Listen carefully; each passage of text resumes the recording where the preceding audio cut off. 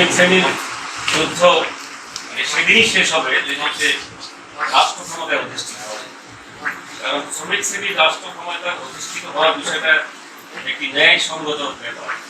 কারণ আজকের এই পৃথিবীর যে সভ্যতা গড়ে তুলছে, এই সভ্যতা গড়ে তোলার কারিগর শ্রমিক শ্রেণী, এবং শ্রমিক শ্রেণীকে বাদ দিলে বস্তুত পৃথিবীতে আর কিছু থাকে না।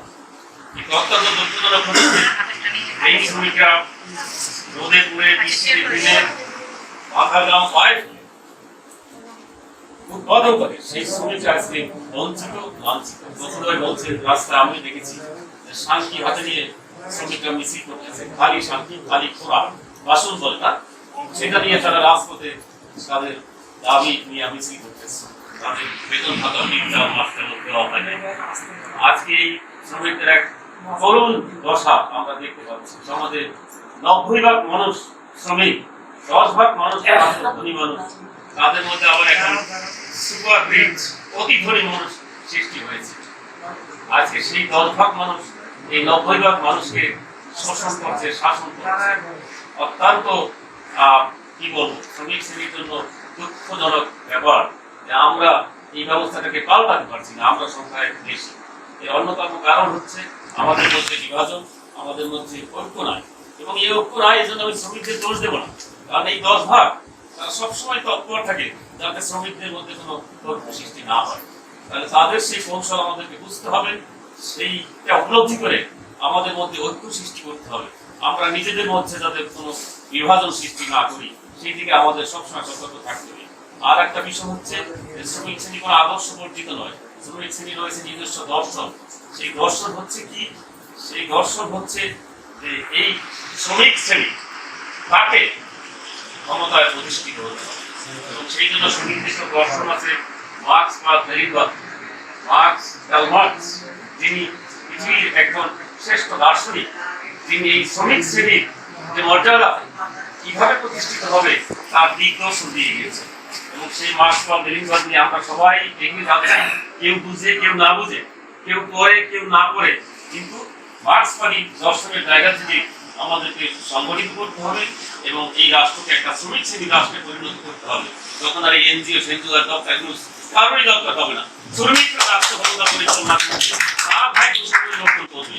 এই মুহূর্তে ব্যক্ত করে আমি শেষ করছি। আপনাদেরকে ধন্যবাদ। এটা আমরা শ্রমিক শ্রেণীর জন্য কথা বলছি, কাজ করছি, এটার নাম আমরা কাজ করি। যারা হলো নিয়ে যারা করে থাকে, ওরা তো শুধু করে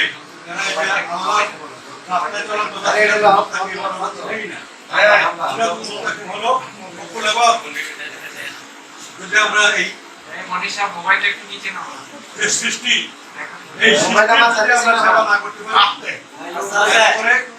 আমাদের সেই সিনাতনটা কিন্তু খুঁজে পাওয়া যাবে না। সংগ্রামী বন্ধুগণ, দুলাল ভাই যে কথা বলেছেন, তপন ভাই বলেছেন, ওদিকে বদরুল ভাই বলেছেন, তারপরে সময়ও কম। শুধুমাত্র আপনাদের প্রতি আমার আহ্বান, একটা ঐক্যবদ্ধ শ্রমিক আন্দোলন সামনে আমাদের আছে, এটা করতে হবে। এই জন্য আমরা শ্রমিক কর্মচারী সমন্বয় কমিটি করেছি, শ্রমিক কর্মচারী সংগ্রাম পরিষদ করেছি, শ্রমিক কর্মচারী ঐক্য পরিষদ করেছি এবং শ্রমিক ঐক্য করেছি।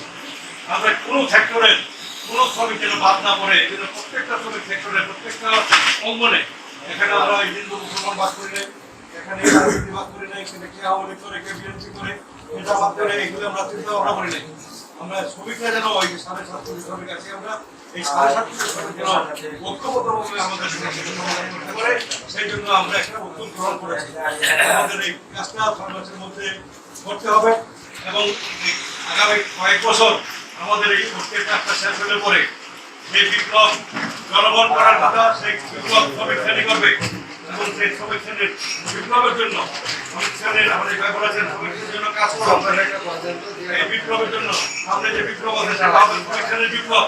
সেই বিপ্লবে অংশগ্রহণ করার জন্য আপনাদের প্রত্যেককে আহ্বান জানাই।